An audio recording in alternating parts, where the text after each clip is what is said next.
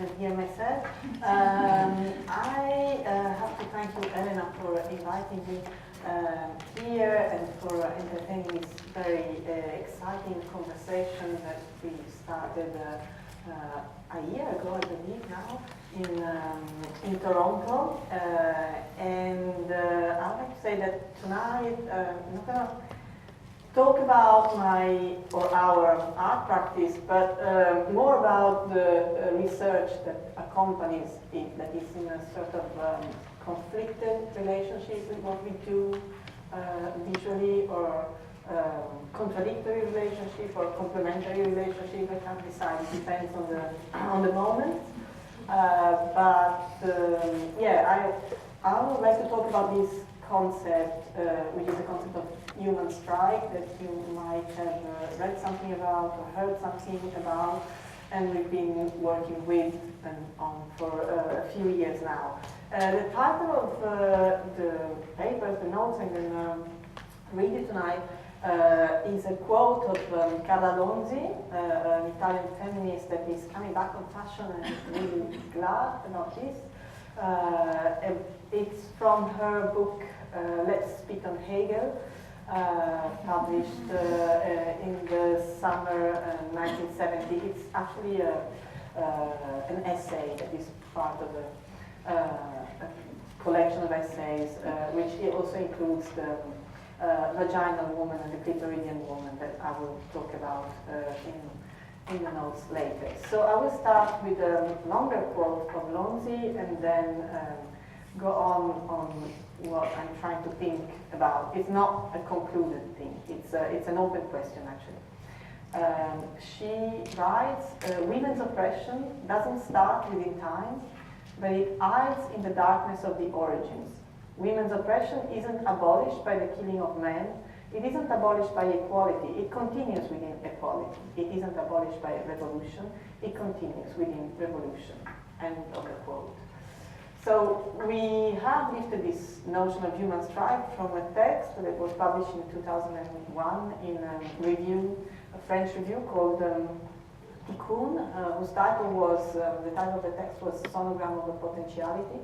I don't really know if it's been translated because it was a magazine without authors, so it was a collective writing, so there's no copyright, anyone can translate it and circulate it. So the text revolves around the problems of feminism and the difficulties in conceiving a radical political path for women's politics. And the term human strike was in fact created to name a revolt against what is reactionary even and above all inside the revolt. It defines a type of strike that is more generic and inclusive than the general strike, that involves the whole of life and not only its professional side, that acknowledges exploitation in all the domains and not only at work.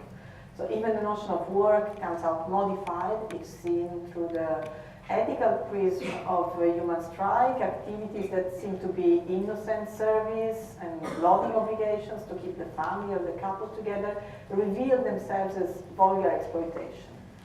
Human strike is a movement that could potentially contaminate anyone and that attacks the foundation of life in common. Its subject isn't the proletarian or the factory worker, but the whatever singularity that everyone is. There is a component of estrangement in human strike, like in the Brechtian theater, the theater of the stranger, I guess it's called in English, or the foreigner, I don't know, that makes people unfamiliar with the qualities that define their identity, as it is a matter of making a strike against the part of ourselves that is complicit with the order that oppresses us. There are examples of poetic exercises of human strike in some happenings like Capro. Some can be found in his writings on the blurring of art and life. I will quote a few exercises that Capro suggested. Suppose you telephone your answering device and leave a message that you called. You might learn something about yourself. Suppose you offer to sweep a friend's house and then spread the gathered dust through your place. You might learn something about friendship. Suppose you watch a clear sky and wait for a cloud to form. You might learn something about nature. suppose you wait longer for the sky to clear, you might learn something about yourself. End of the quote. And then there is another exercise, the human strike, that I would like to quote here from the book of Cesare Zavattini. I don't think it's translated into English. Zavattini is an avant-garde writer from the 70s and filmmaker. This book is entitled Poor People Are Crazy. So this is my translation.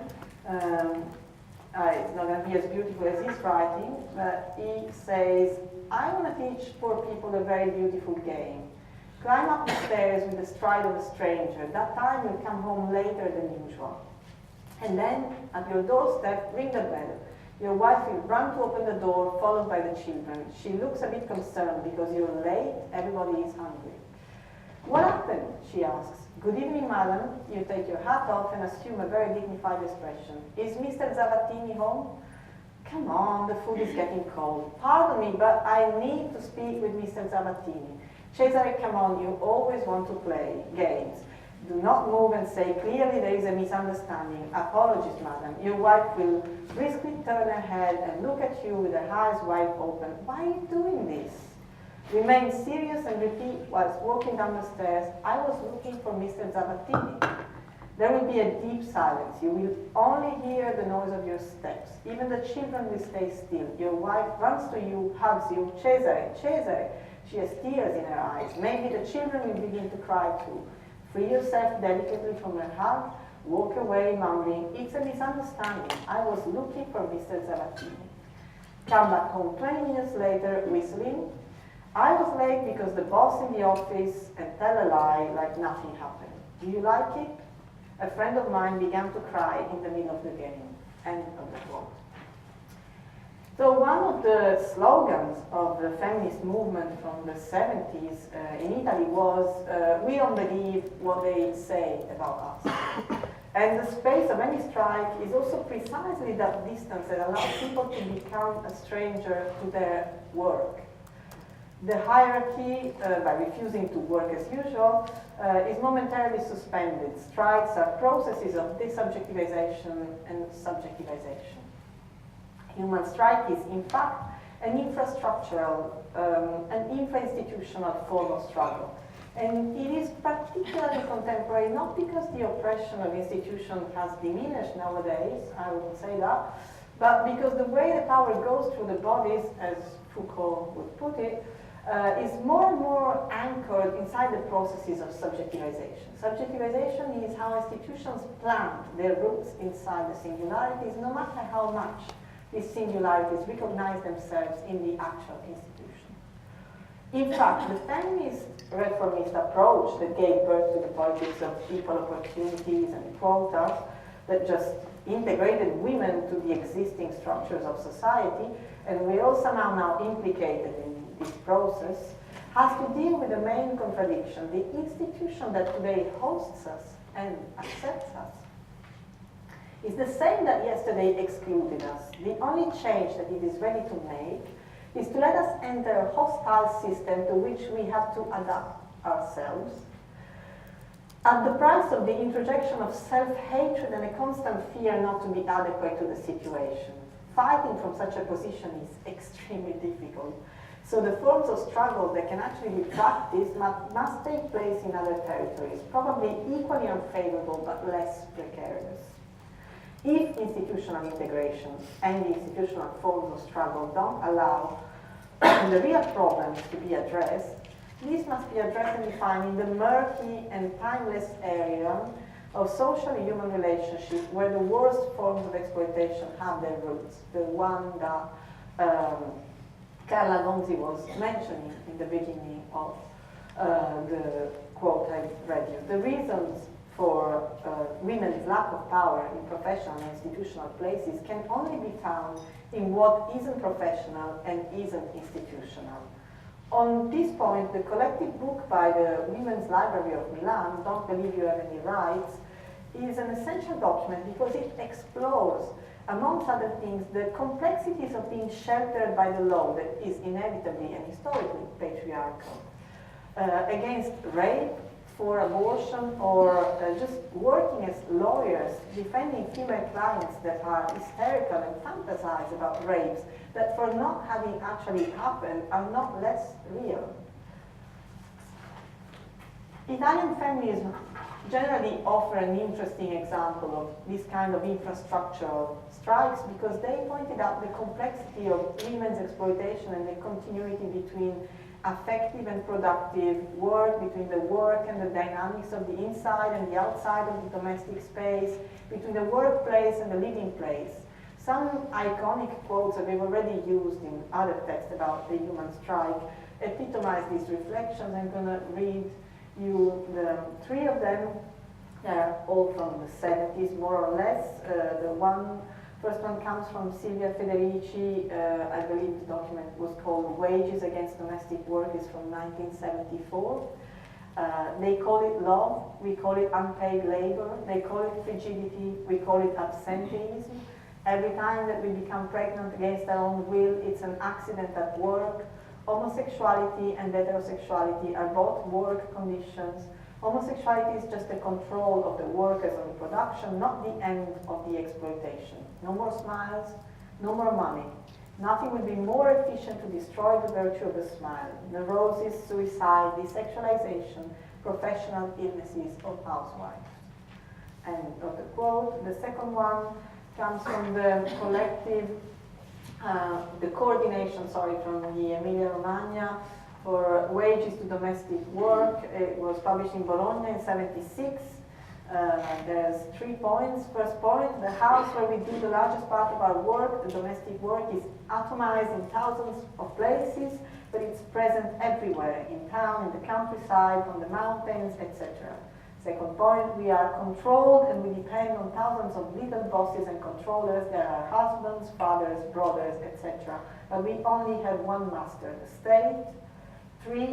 Third point, our comrades of work and struggle that are our neighbors aren't physically in touch with us during the work as it happens in the factory, but we can meet in places that we know, where we all go when we can steal some free time during the day. And each one of us isn't separated from the other by qualification and professional categories.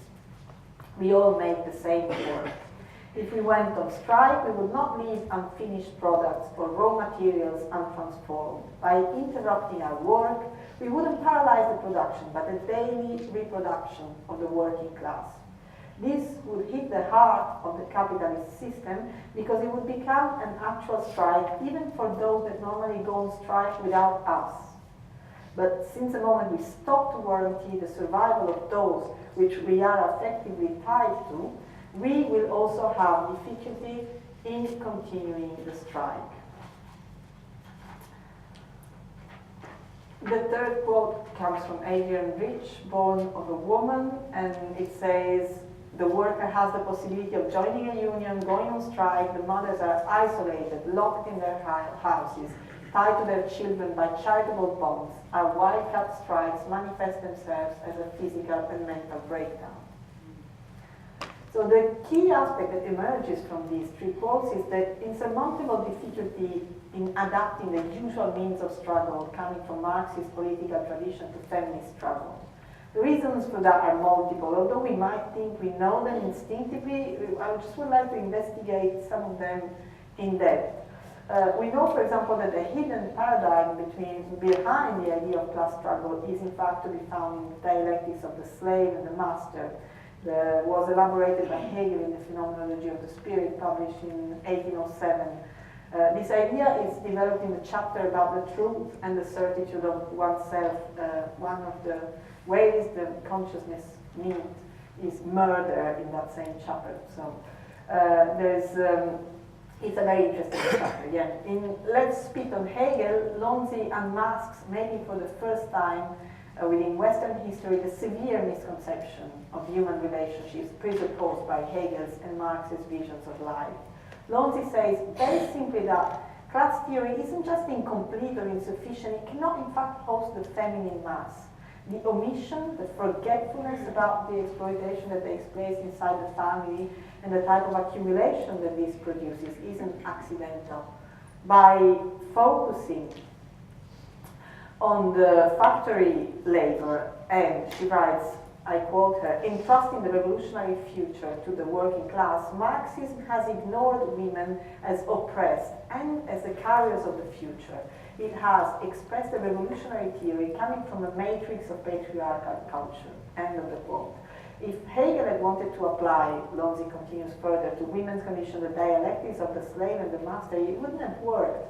Within a relationship man-woman, there is no solution that eliminates the other, so the goal of taking the power is totally vain. More surprisingly, she even writes that, I quote her, "In a way of life not dominated by patriarchy, the triadic construction of dialects loses its grip on human mind." Further, she states that the Hegelian relationship master-slave is a relationship internal to the masculine world, and the dialectics that are linked to that, in the precise terms that have been deduced from the conception of taking the power. But the conflict man-woman isn't a dilemma. There is no solution to it because patriarchal culture simply doesn't pose it as a human problem, but as a natural fact. End of the quote. Also, there is another layer to this, which is, as Federici puts it, women's slavery is one of a very particular kind because the woman is supposed to be an enamored slave. And her cores are supposed to be proofs of her love. Therefore, any rebellion is an immediate act of hatred. That is certainly what makes Hegel mysteriously define women as the eternal irony of the community. The depth of the misunderstanding of what women could be as subjects and the lack of imagination necessary to envisage the revolution that could transform the world and make such a thing possible makes every hope to live meaningfully together reconciled for men and women, ironically, if not ridiculous. What is in fact the price of this coexistence, of this camaraderie, of this community? The first answer that comes to mind is the non-reciprocate care for the child, the beloved companion, for the house, for the food that people eat together, for the fact of being together as such. One of the points that seem the most complicated within the perspective of human strife is the suspension of this care. If women have a very important means of struggle in their hands, which is the possibility to radically transform society just by not behaving in the way they are expected to, by practicing human strife, it could be said that this process has started, of course, and it has partly transformed our society, but there is one section of this work of care where strife is difficult to practice without causing permanent damage to subjects too dependent to recover from a desertion. And we'll see right away why this is crucial. Motherhood is the hardest territory for human strife to happen, but also the most necessary one. It is done already, the human strike in motherhood, through birth control, through abortion, through the refusal to give birth. But as explained in the quote from Federici that I have quoted before, this is just a control of the workers of the production, not the end of the exploitation. Motherhood is, in fact, not mothering a child, but it is a metaphor for any charitable bond that ties women to any possibility of community. And this is what I really would like to explore here. Any possibility of being together rests entirely on women's shoulders, without them ever receiving any credit for it. Striking against this relational work, this political work of love, would require a whole new affective organization and an unknown economy of desire that wouldn't just take place through the conflict by subtraction or through separatism. These two options, when historically practiced, haven't suppressed the problem and have encountered failures. Marxism and Leninism saw this fact clearly and preconized the passage from personal motherhood to social motherhood. What is wrong with being a mother in this perspective is doing it just privately. One should do it with the whole of society. The problem, literally connected to motherhood, can be solved through the distribution of the child care that can be and partly is shared, but the issue of the place that the female subject would have in a mixed community is the problem of the actual existence of community. As long as care isn't conceived at the same time as a means and an end in itself, or a means without an end, there is no way out of capitalism, and there is no real access to life for anyone. The main obstacle to this is that patriarchy remains trapped inside the instrumentality of human relationships that Marxism itself hasn't been able to attack. Because the whole process that supposedly leads to communism, the dictatorship of the proletariat, the communization of the means of production, the class struggle, is highly instrumental and constructed on a scheme of delay in view of a future victory through a logic of sacrifice and the philosophy of war. It isn't a practice of freedom, as Foucault would say, but a practice of liberation. On this topic, there are some memorable reflections from Walter Benjamin when he reads Brecht's The Mother, which is a play inspired by the homonymous play by Gorky, as a key text because it presents the human community of communism as a vital necessity and the struggle to reach it as a decision of common sense. So, Pelagia Vlasova, the protagonist, widow of a worker, mother of a worker, is twice exploited as a member of the working class and as a woman and mother. The ones who give birth, Benjamin says, represent the exploited people at their lowest level. I quote him, "Once mothers are revolutionized, there is nothing left to revolutionize." End of the quote. One son, in this specific case, is sufficient to make Pelagia Vlasova into a proletarian mother. As you know, proletarian comes from the Latin prole, which is the children.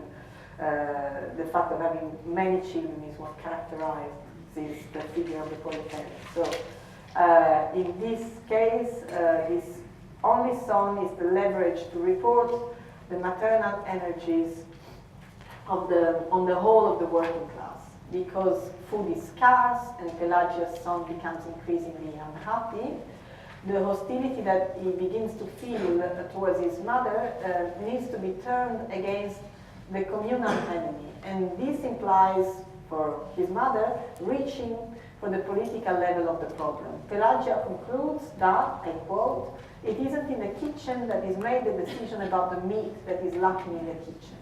End of the quote. So she begins a sort of process of politicization.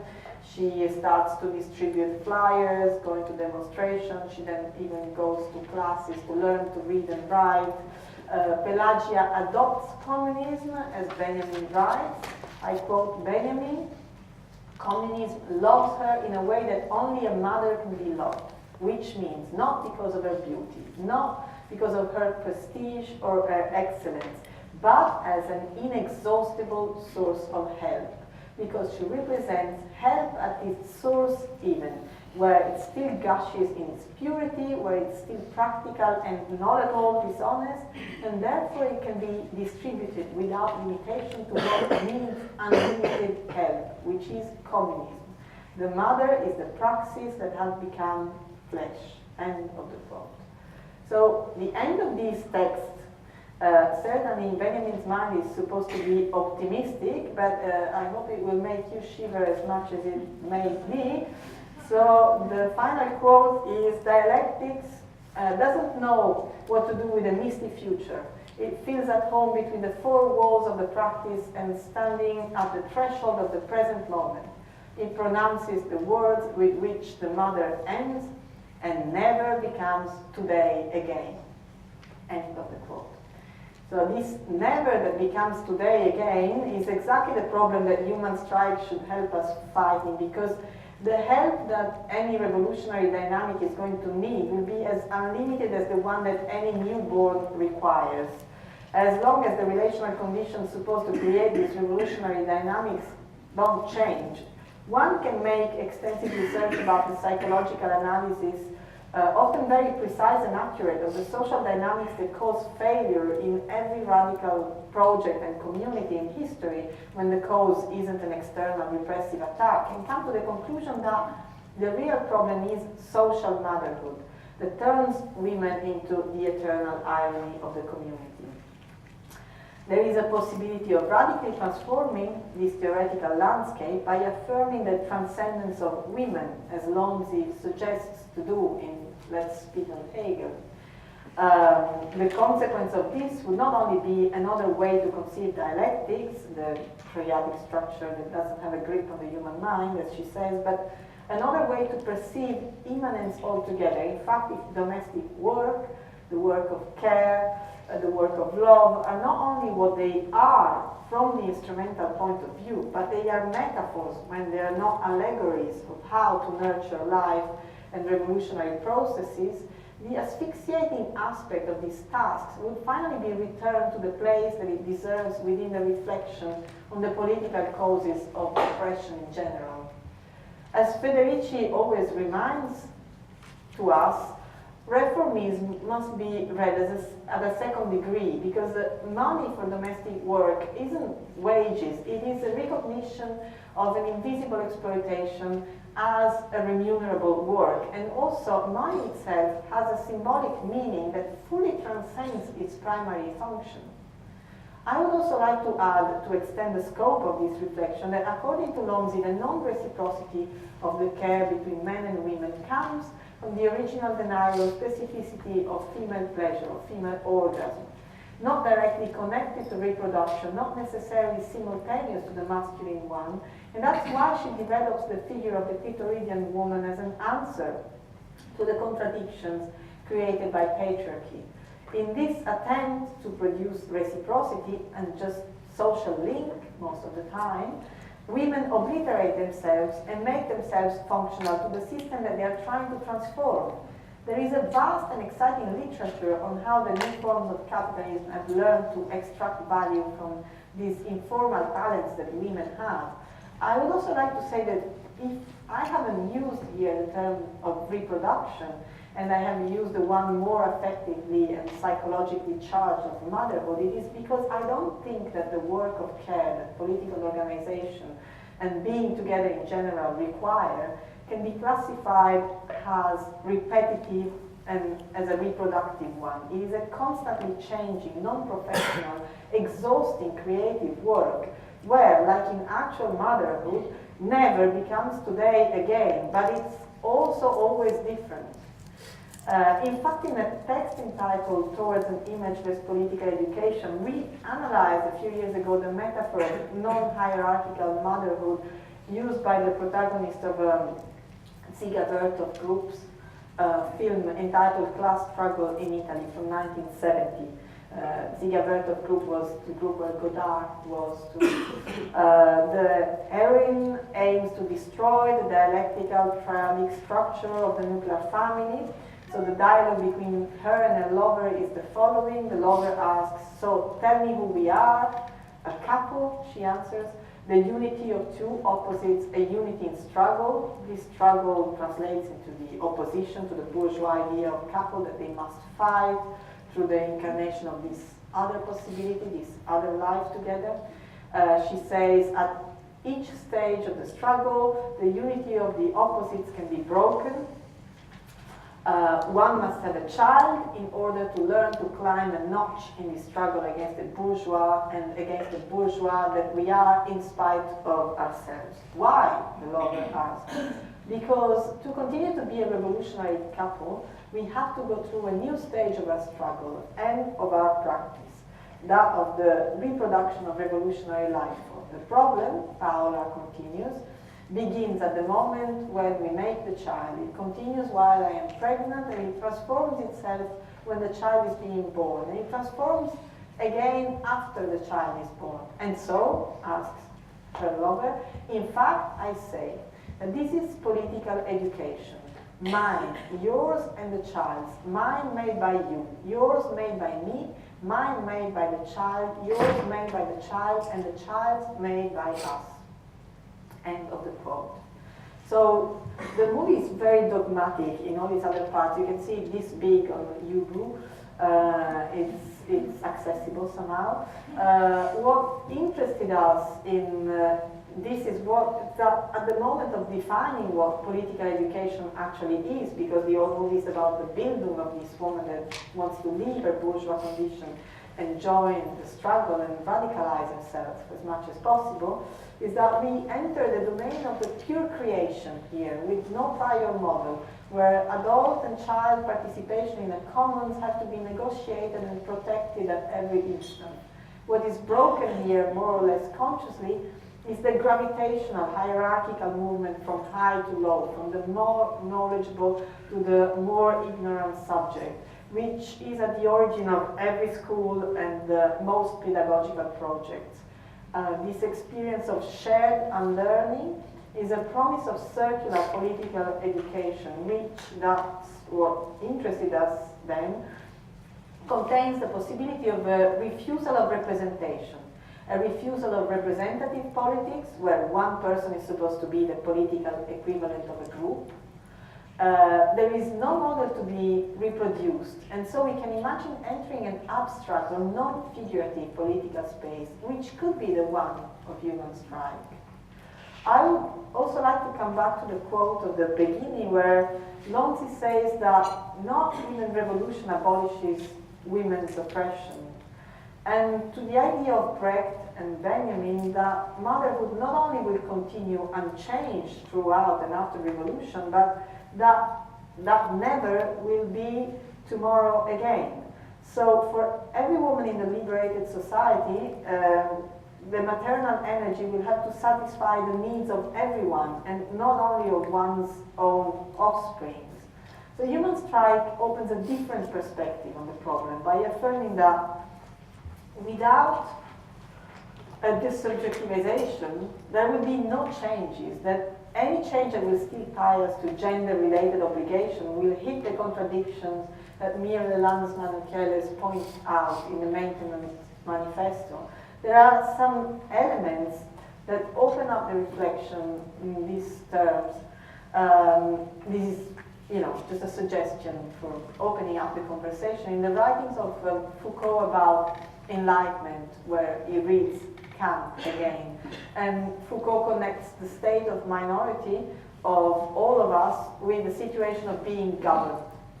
And so he says, as long as we will be governed, basically, commenting an expression of Kant, we will not be able to leave our Gegenwagen, the little trolley that teaches us how to walk by ourselves when our legs are still too weak to hold us.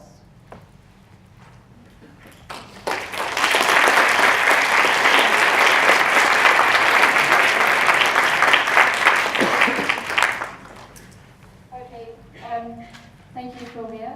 I'm just going to ask you a couple of questions based on your concept of strike. I think it's really important, I guess, when we're thinking about this concept of human strike, and I think it's interesting that you use the word human rather than a more gendered term, perhaps. Maybe that's something we could discuss. I guess is precisely this limits of what it means to withdraw care, to withdraw love, to withdraw emotion. And I really liked your idea of this idea of motherhood as metaphor for any charitable bond, as in, goes so much further than the idea of childcare. And I would say of particular relevance would be elder care as well. And I recently had a fight with some accelerationists who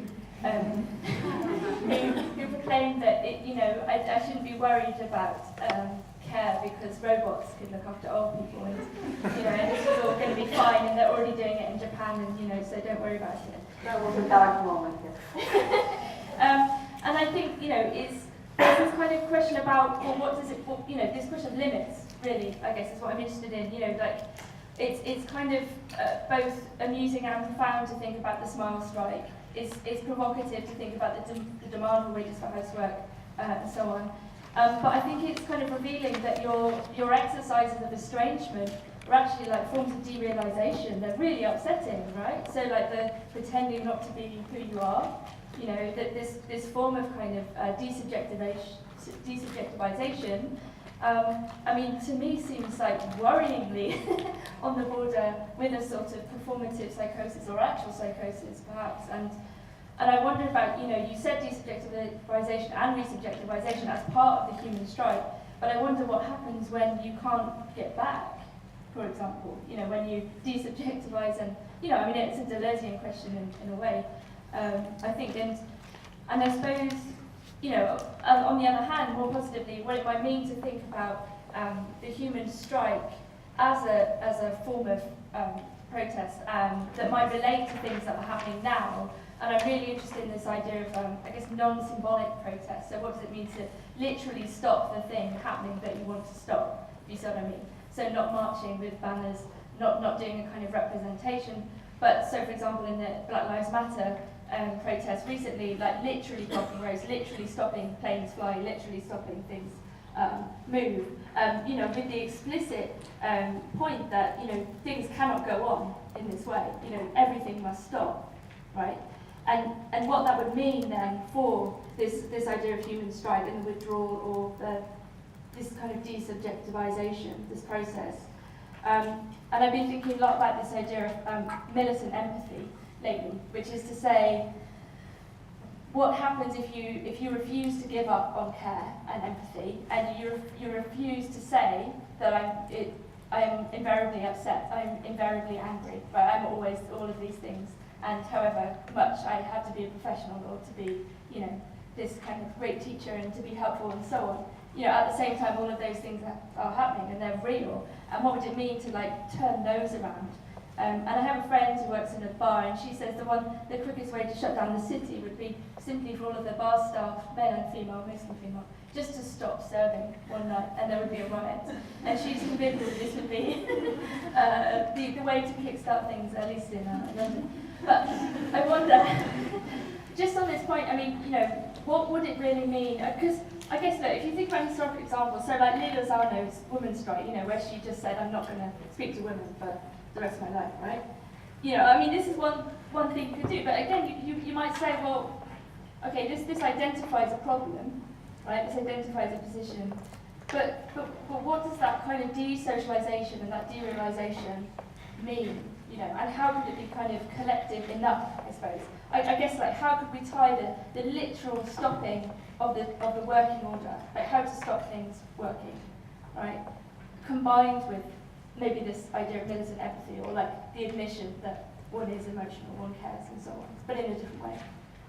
Yeah, I think you really hit the painful spots of your problem. I think this psychotic moment where one takes a distance from one's own identity, whereas we know they've been historically necessary, and some masses of subjects, more or less large, have gone through them, and I would say that feminism has been one of these historical moments. I would say that the practice of consciousness raising, for example, was a way not to go insane, was a way, and separatism until a certain extent was too, that was necessary to this practice of consciousness raising, because there was a way to tie up this process of political desubjectivization and subjectivization to one's own biography, which is absolutely necessary when one is trying to become someone else for reasons that are extremely urgent. And I'm talking about, for example, women, like working class women going to these alphabetization classes and accessing the world differently, you know, just really giving themselves a tool to transform life, and not only their domestic situation, but to really, access the world and transform the world by accessing it, of course. So this psychotic moment, I guess, it also takes place every time there is an important enough collective movement that transforms the struggle balance in something, because inevitably the power position of people changes. So the movement of the 90s and I would say Occupy Wall Street, for example, have been characterized by the absence of these possibilities because of the nature of these movements that were I mean, I'm not talking in general, but I would say the anti-globalization movement and all the movements that posed the question of the redistribution of wealth, which were very pertinent in retrospect when you see what's happened with the crisis of 2008. So I think they're very valuable collective experiences, although they didn't produce what was needed. All these movements hit the problem that there wasn't this possibility of resubjectivizing oneself. They were a leaderless movement, they didn't claim any specific change, but they were somehow movements of human strike because they were pointing out the impossibility to sustain this model of development, the impossibility to sustain this society. And the wider the objective and the aim of the change was, the more unrealizable and the further it was, you know. And what I think was the problem, I mean, it's a bit like the end of the Kami community, of the Kami community, where he points out Tiananmen and the generic, you know, movement of humanity against the state, against the everything that governs, everything that is a machine, and the human is like what is going to oppose this. So very far from the idea of having the elder people cared for by robots, it's the opposite. I would say that, the problem is that this kind of revolution that is needed to change the struggle balance with such an ambitious objective, which is to change life globally. We don't have the problem of the raising of the working class anymore. We've got a life that isn't separated from work anymore. We don't have the problem of integrating women to production. Women are fully integrated and fully exploited. We have a situation where we have a completely globalized society, and racism has never been stronger. So I think the change is going to be extremely unspectacular and extremely complicated. And I think the work that there is to do is pointing out as clearly as possible these unspectacular goals. We all have to agree on what has to be stopped now, what has to be stopped yesterday, in our daily life, in our way of life, because we all feel very impotent, and we're not. But we are, as long as we don't understand how this infrastructural form of governmentality, as we call it, is working on our subjectivities. And of course, I think women are super well placed within this kind of conflict. And I also think that all the mythology of the anarchist insurrection and all these violent street moments of conflict, etc., although they are very sexy and very nice, they are not pertinent for the kind of change that we need. And in fact, the police system is completely set up to prevent them, because the riot has become, I guess, universally desirable. So yeah, actually, if there is no drink, why not loot in the city? I agree. Yeah, I mean, I guess the problem is really this absence of the enemy, and I completely am aware of the fact that even talking about patriarchy to an audience slightly different from the one we have in front of us tonight might be something very unfashionable and very perceived as something obsolete. But in fact, all these old forms of oppression do persist and are there, and I think there has been no progress from this analysis that have been made by Carla Lonzi, for example, in the 70s on this problem of feminism as a human problem to today. There's been actually a regression on this point. And so I think that one of the core questions, and then maybe we open the conversation too, if you don't have other questions on that, is putting forward the fact that the feminist problem is a human problem, and in that sense the concept of human strike is not a moral strike at all. Human is not this idea of being human. Actually, it's a way to study, a way to be inhuman in this situation without damaging people. And I guess one of the ways to do it is pointing out the redistribution of this invisible work. How to do it is what we have to do together, because obviously singularly we can't do it. Everyone in his household cannot do it. This is for sure. Everyone in his working place cannot do it. A new form of community has to be invented, but it is, I believe, very urgent. Okay, yeah, I mean, it just maybe a little comment. Sure, no, we can continue if you have time. No, I was just reminded, I mean, thinking of one of your quotes about lying and about this kind of, women within the movement being seen to lie or so on. And I was thinking about the journal Lies, which has come out the last few years. And they've given it the title Lies because the point is, you'll never believe us anyway. Right? So I think this starting from this position of not being believed, maybe, of all of the things that are supposed to be, hidden, are supposed to be, that you're supposed to internalize, like feeling unhappy, feeling isolated, and it seems to me there's been a lot of work done on the kind of the mental side of effective work, so like BIFO talking about the wired brain and so on. but not really enough on the body side, if you see what I mean. Like the body in this image is always just unhappy.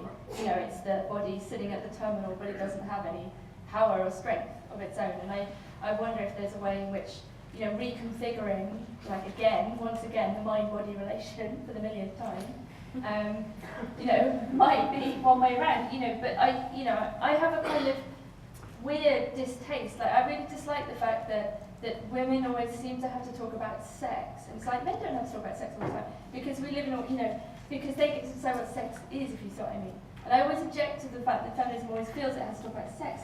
And I don't know what this means. And a part of it is a kind of resistance, I think, to that, you know, that kind of, I don't know, sort of long-term philosophical association of women with embodiment and with nature and all of that. And that's probably like my philosophical training, which is a problem. But at the same time, I think maybe sort of as strategically, but also in a real material way, a real material form of strength and power and admission is to start from there, but as a violent force, right? As a kind of real, you know, not destructive in the sense of like the master-slave murder. Murder is only hinted at in the master-slave murder. Yeah. You have the threat of murder. But yeah, I agree. It talks about the dead unity, which is, I mean... But it's not a great model of intersubjectivity where you're, you know, where your initial reaction is to, you know, to sort of want to kill the other. But, you know, I think, what would it mean to, like, I don't know, arm empathy, you know, to arm emotion, you know, to give weapons and guns, but, like, how can we 3D print guns that would, like, link up to... Well, Lomzi has a very exciting response to that, which turns psychoanalysis against itself. She says, you know, women are objectified because they are conceived as the first prey for men, you know. So there is this predator mentality that makes sex a topic for jokes rather than a topic for serious talking. And sex is not a topic for jokes, nor a topic for serious talking. That's the problem. I don't even know what it is. No, but I guess, well, Foucault says sexuality is this kind of alienated situation in which sex has been put, and it's, you know, blocked between the two. But Lomzi says if we remove this original objectification that basically objectifies women or young men, whatever, as sexual objects, and we transform them into subjects, we completely change the structure of the thinking. In fact, all this mentality and all these problems come from this objectification, this capacity to objectify the other that women historically don't have. And of course this is a resource, but it's also our weak point, because one can make an effort to objectify one's objects of desire as a woman, but it's not worth the effort. I think it's a way in which we're taught to objectify other women, though, horribly, if you think about it. Because they're already objectified. Yeah, that's true, that's true. So the concept of, you know, the magazine where women are shown, you know, it's like soft pornography, but it's, as pornography is a form of objectification of something that is actually subjective, which is sex. So these people are not actually performing the thing, they're objects.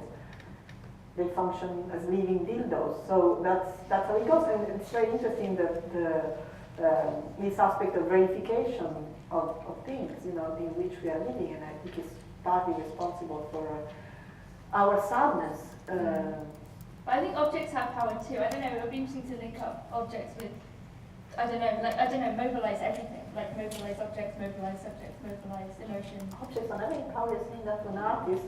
Of course, we make objects. I'm impressed by objects. I don't make anything. Okay. Maybe should open up. All right. Somebody there?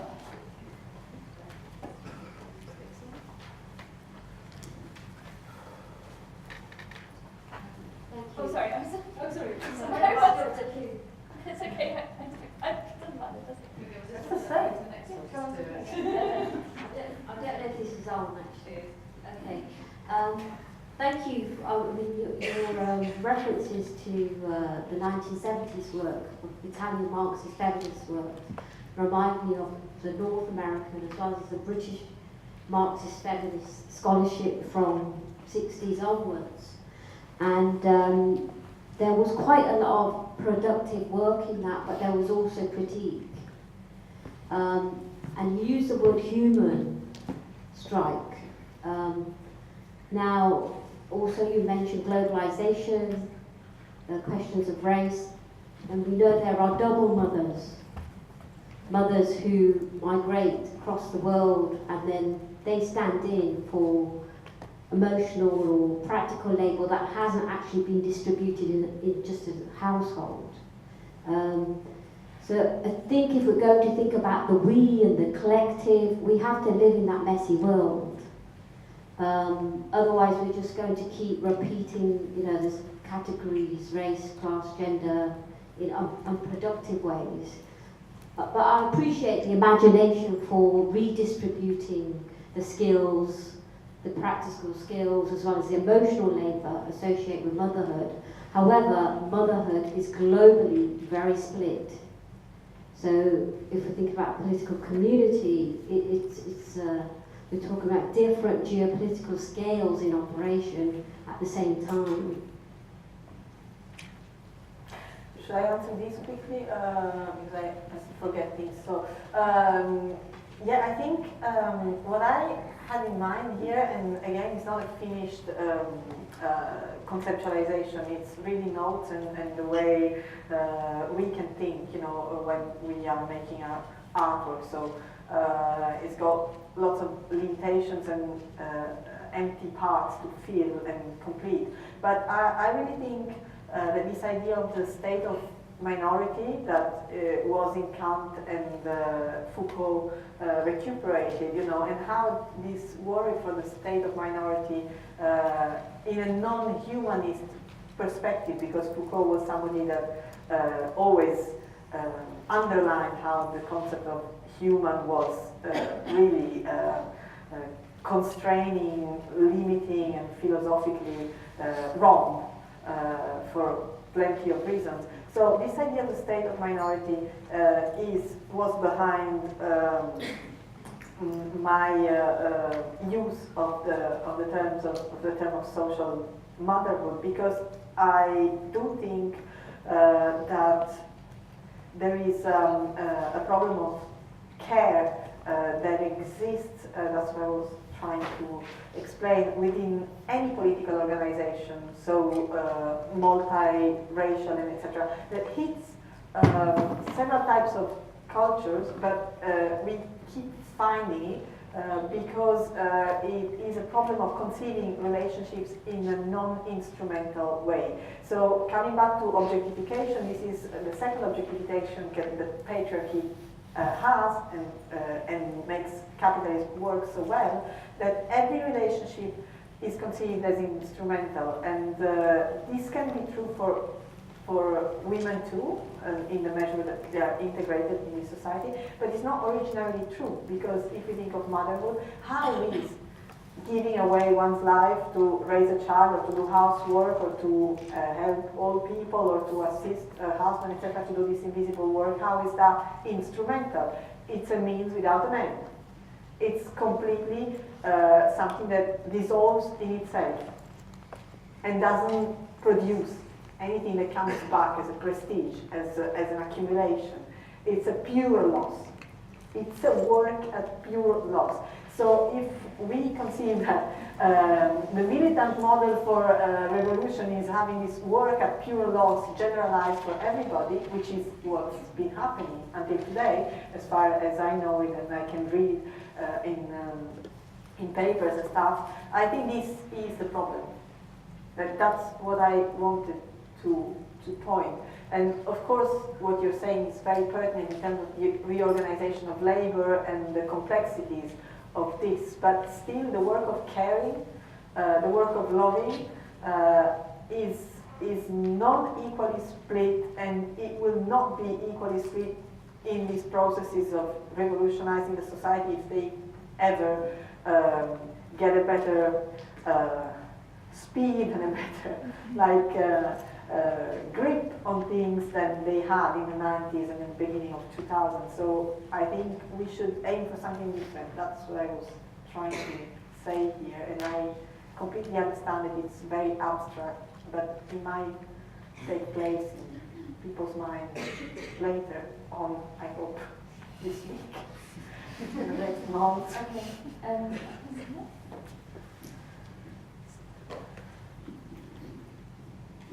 Thank you for your paper. It's a really kind of interesting flip on a problem that I've always thought about in relation to trying to find ways of sort of getting more care from a community, and you sort of flip it and sort of take away the care, I think, anyway.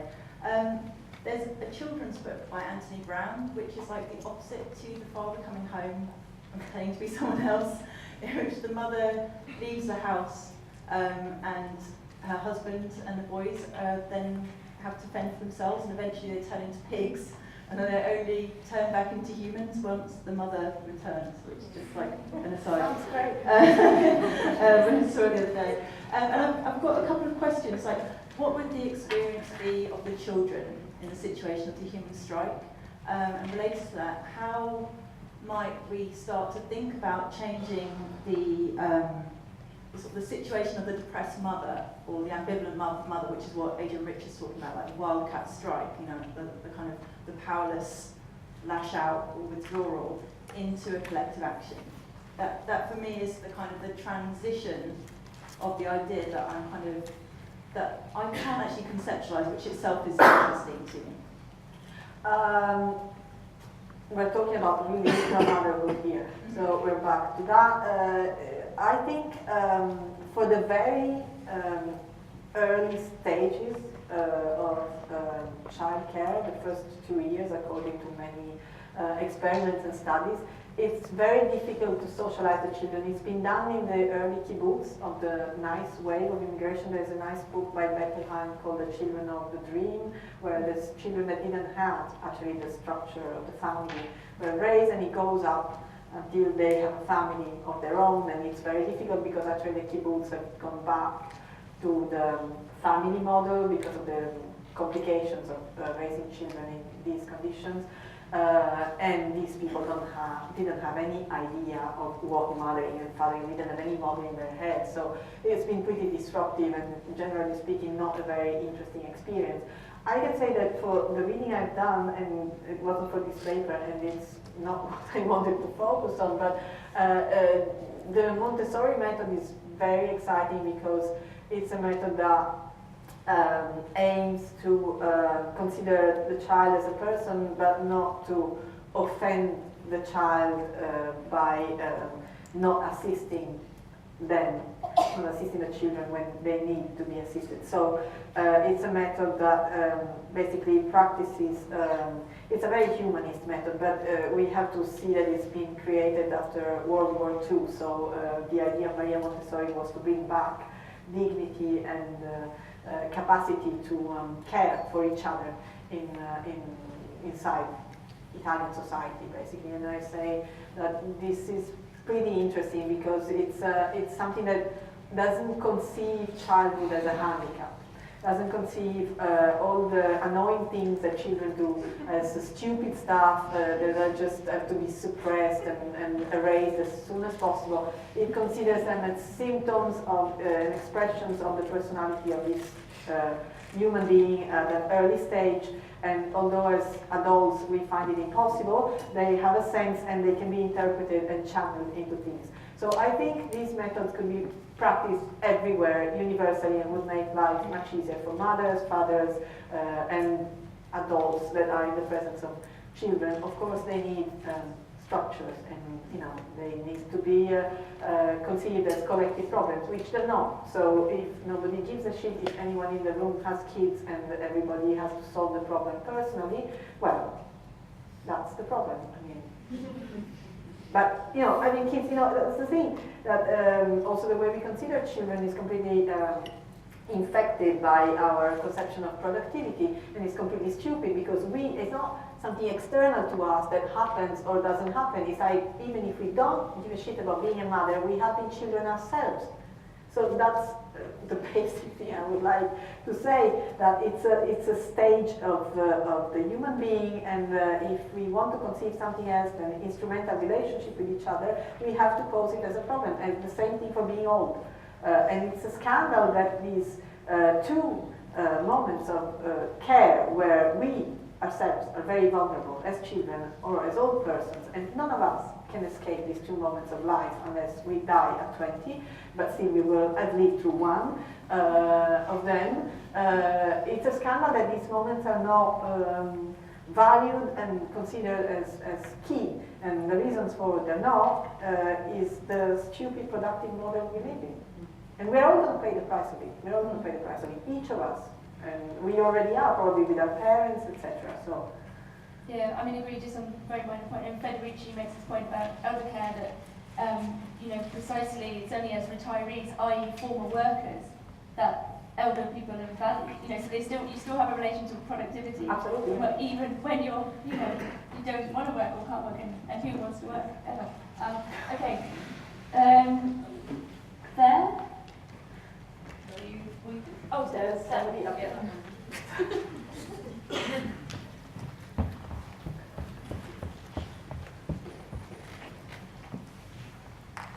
Hey, that was really interesting talking about life unrecognizable for work, and this sort of, I don't know if you use the words, but definitely this sort of idea of like micro-revolutions, or this sort of like acts of everyday revolution that I think human strike has to sort of fall into, or it does at least in some sort of way. And when you talked about the riot as desirable, and the kind of the riot reinforces sort of like capital control through this mandated chaos. We talked about it a few weeks ago in a different lecture on this sort of control through chaos that capitalism kind of needs. It needs this sort of violence, it's necessary. And I'm wondering, especially right now, like during contemporary struggle, especially in the southern United States, how pertinent do you think this sort of micro-revolution is in these sort of, these race riots, these race, revolutions directly kind of against police brutality in the United States? And I know that it's kind of difficult to answer that without sort of sounding prescriptive. And I don't really think that's really possible in our position to really be prescriptive. I just want to know what your thoughts was directly on that, especially because it's a very contemporary issue that's happening at this very moment. It's so horrendous that what's happening there, that it's very hard to address it without just feeling desperate and being overwhelmed by emotion, because it's visibly a dead end.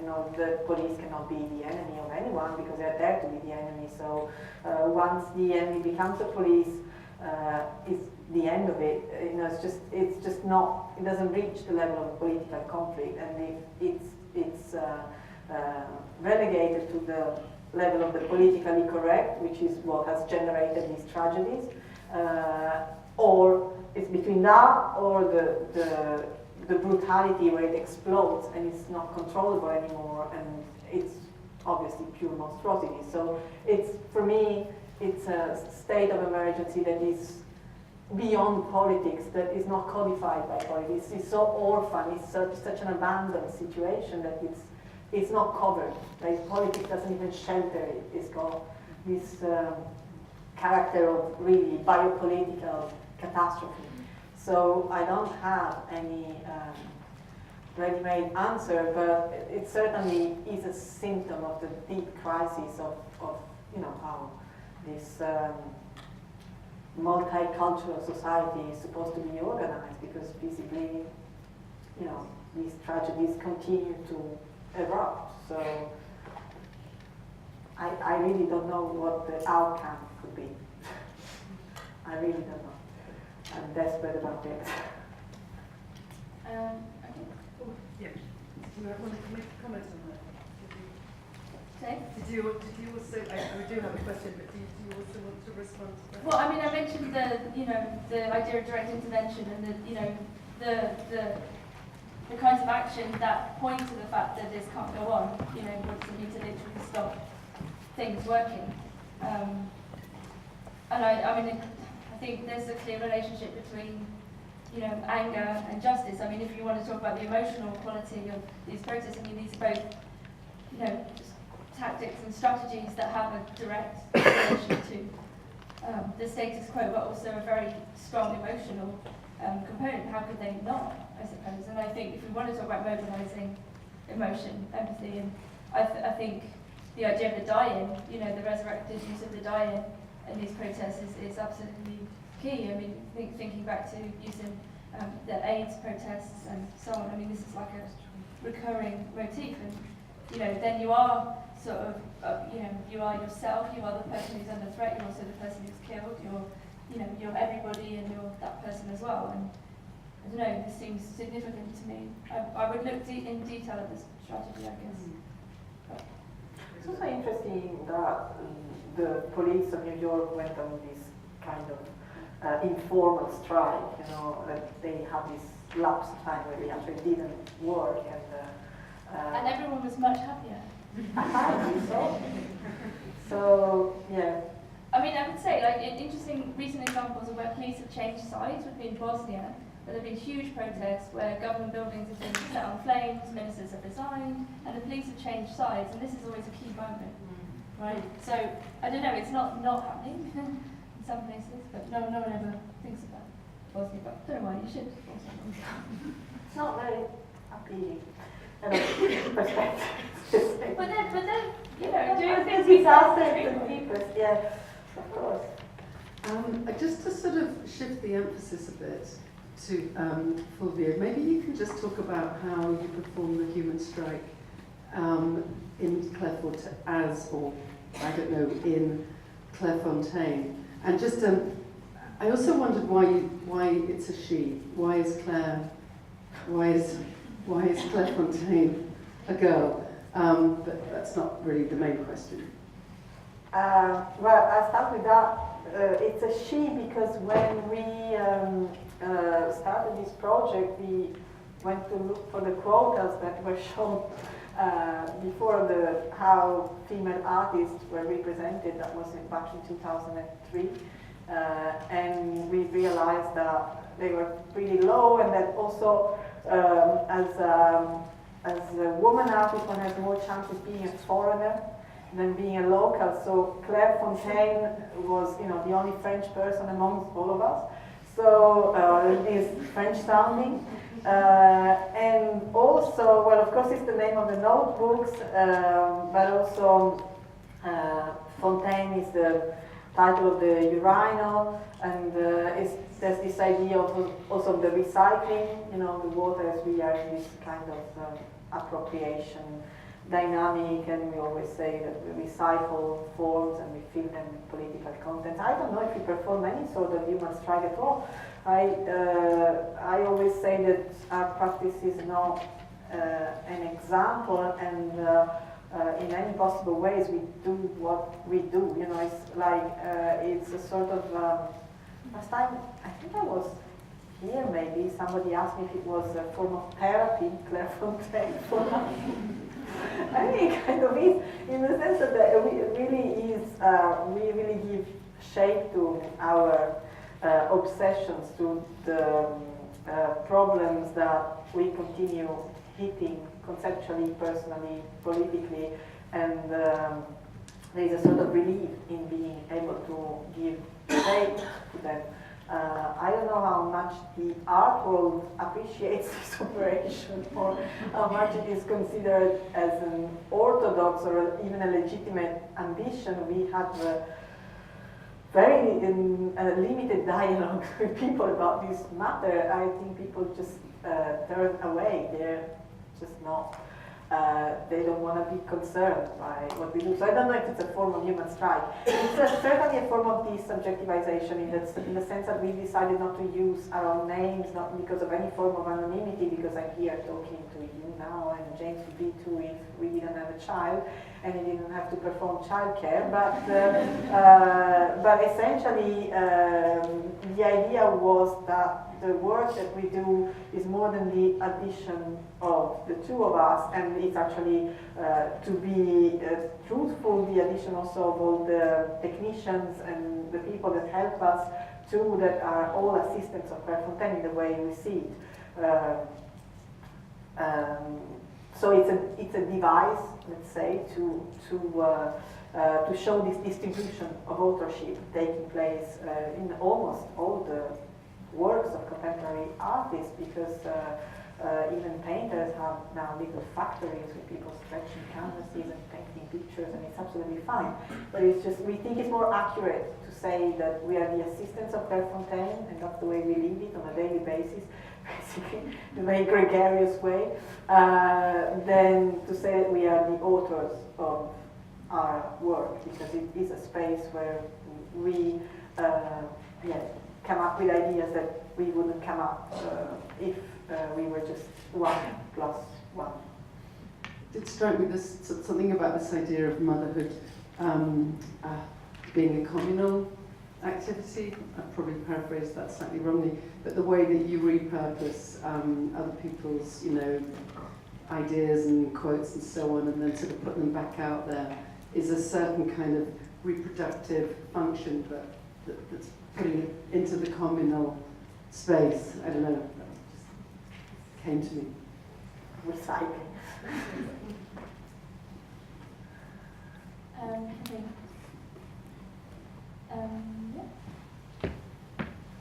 Hello, I have a question about singularity and the relation of the human strike to singularity. On the basis that, would it be the case that any kind of relation would involve a reduction of singularity, in which case the human strike might be a kind of withdrawal from relation?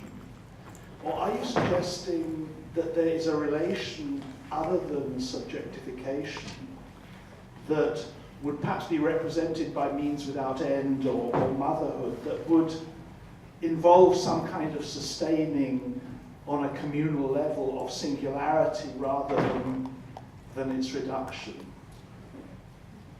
That's the question. It's a complicated question. I'm not sure I understand it fully, but I was mentioning this process of objectification of the other that I think is the real problem, and it is a problem also not only in a relationship that men have with women, but also in a relationship that one can have to the care of subjects that are not fully autonomous. So old people and children, coming back to these particular forms of slavery and exploitation. So I would say yes, there is the hope of building relationships that are based on mutual recognition, and it's not reciprocity because it is impossible, at least affective intelligence and fairness. And this type of economy is a political economy. It's not something that has to do with the good nature or the niceness of a person or the good education or being well behaved. It's a political obligation. It's not moral, it's not ethical, it's not racial, it's not cultural. It's a political obligation that people have towards each other if they want to survive as subjects. Otherwise, we're not going to survive as subjects. We're going to survive as other things, but we're not going to be able to have a political space. We're not going to be able to have a meaningful life.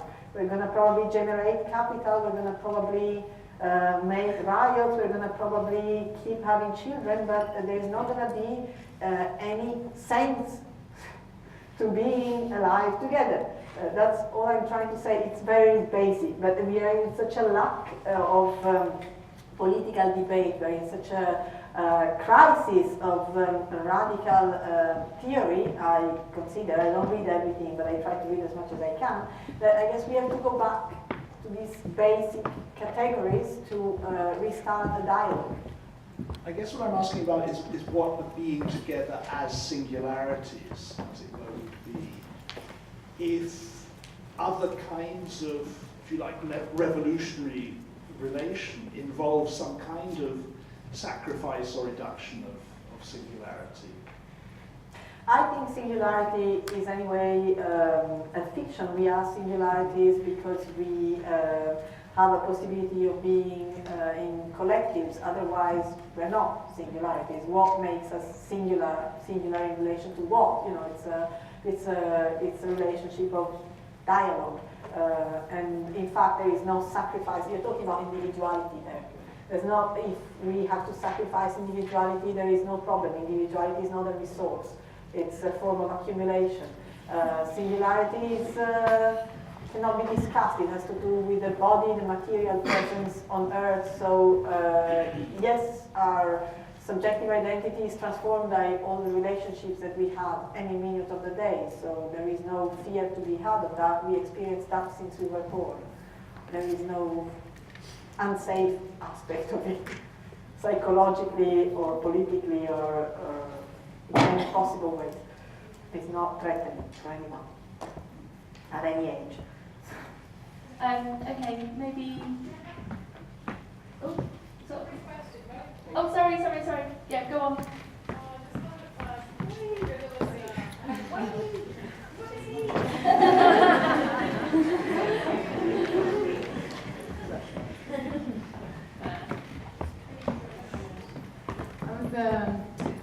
Wondering about precarity and having children, because somehow I see that when we are precarious, we have much more autonomy in dealing about, deciding how we want to take care of our children, how far we want to expand, how much time we can expend. Of course, depends on how much money you can do with your time and all those things.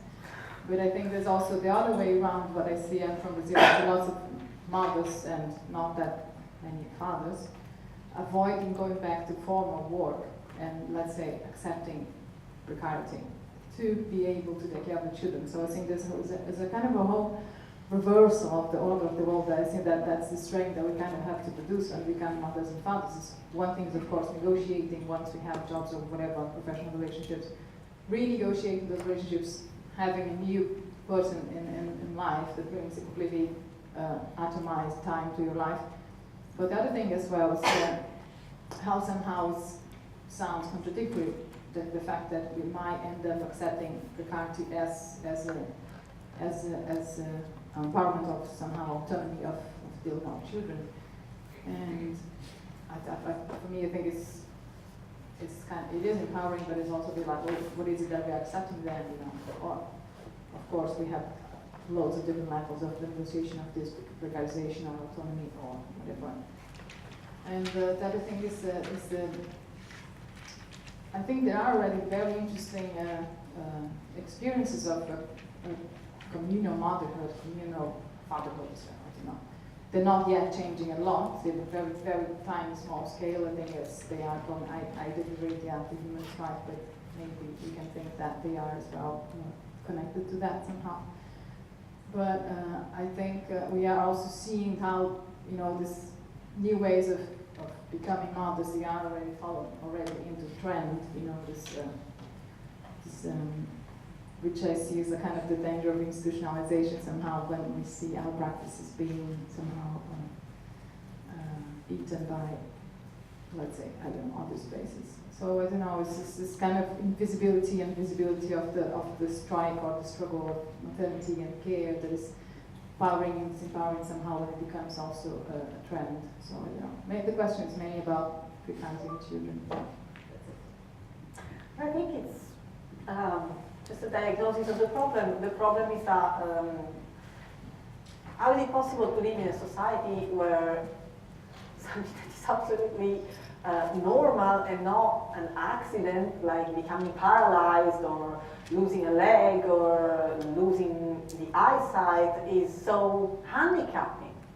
How is it possible that if one wants to have children, one cannot work, and there is no possible adaptation or recomposition of the working place around something that is so common and that we've all experienced ourselves by being children. So everybody knows what the child needs, everybody knows what parents need, everybody knows what old people need. We're not talking about extraterrestrial things. So how is it possible that we can pose the theory, oh well, I'm gonna have a shit job and then try to spend some time with my child, and then and then it's hard to have a full-time job and raise children? Of course, it's impossible. What the fuck? I mean, what are you talking about? It's obvious. I mean, we have to conceive life as a whole, and we cannot accept to be talked into sacrificing ourselves for what?